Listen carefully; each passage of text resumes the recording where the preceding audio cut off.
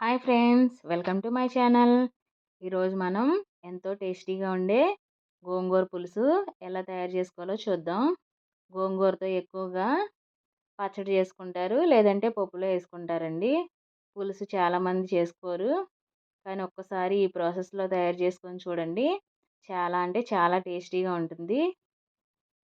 ఈరోజు మా ఇంట్లో గోంగూర పులుసు చేసుకున్నాము.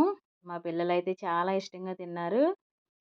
ఈ ప్రాసెస్‌లో తయారు చేస్తే మీ ఇంట్లో పిల్లలు కూడా చాలా ఇష్టంగా తింటారు. ఇప్పుడు ప్రాసెస్‌లోకెళ్ళిపోదాం. ఎలా చేయాలో చూద్దాం. ఫస్ట్ ఒక కుక్కర్ తీసుకొని, ఆ కుక్కర్‌లో కడిగి పెట్టుకున్న 300 గ్రామ్స్ గోంగూర గోంగూరేసుకోవాలండి ఫస్టు. తర్వాత 2 టమాటోస్,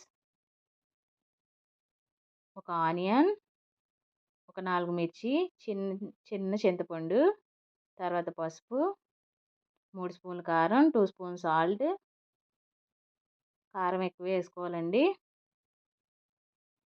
తర్వాత ఒక స్పూన్ ఆయిల్ యాడ్ చేసుకోవాలి. తర్వాత ఒక 2 గ్లాస్ వాటర్ యాడ్ చేసుకొని, కుక్కర్ మూత పెట్టుకొని 2 విజిల్స్ వచ్చే వరకు ఉడికించుకోవాలి. 2 విజిల్స్ అయిపోయినాయి కదా! ఇప్పుడు ఓపెన్ చేసి చూస్తే బాగా ఉడికిపోయింది. ఇప్పుడు ఒక పప్పు గుత్తి తీసుకొని బాగా మ్యాష్ చేసుకోవాలండి. ఇప్పుడు ఇంకో ప్యాన్ తీసుకొని తాలింపు పెట్టుకోవాలి. 2 స్పూన్స్ ఆయిల్ యాడ్ చేసుకొని, కొంచెం జీరా, తర్వాత ఆవాలు, పచ్చిశనగపప్పు, కొంచెం మిర్చి, ఆనియన్, తర్వాత కర్రీ లీవ్స్, తర్వాత ఎండుమిరపకాయి యాడ్ చేసుకొని ఒకసారి బాగా మిక్స్ చేసుకోవాలండి.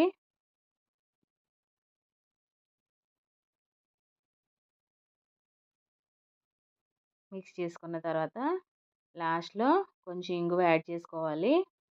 తర్వాత కొంచెం వెల్లుల్లి రబ్బలు యాడ్ చేసుకొని, ఇప్పుడు ఆ పులుసుని ట్రాన్స్‌ఫర్ చేసేసుకోవాలండి. అంతే, ఎంతో టేస్టీగా ఉండే గోంగూర పులుసు రెడీ అయిపోయిందండి. ఈ పులుసు అప్పటికప్పుడు తినడం కన్నా ఒక 1, 2 అవర్స్ ఆగిన తర్వాత తింటే చాలా టేస్టీగా ఉంటుందండి. ఒకసారి ట్రై చేయండి. ఇప్పుడు వేరొక బౌల్‌లోకి తీసేసుకొని సర్వ్ చేసుకుందాం. ఎంతో టేస్టీగా ఉండే గోంగూర పులుసు రెడీ అయిపోయిందండి. మీకు గనక వీడియో నచ్చితే ప్లీజ్ లైక్, షేర్, సబ్స్క్రైబ్.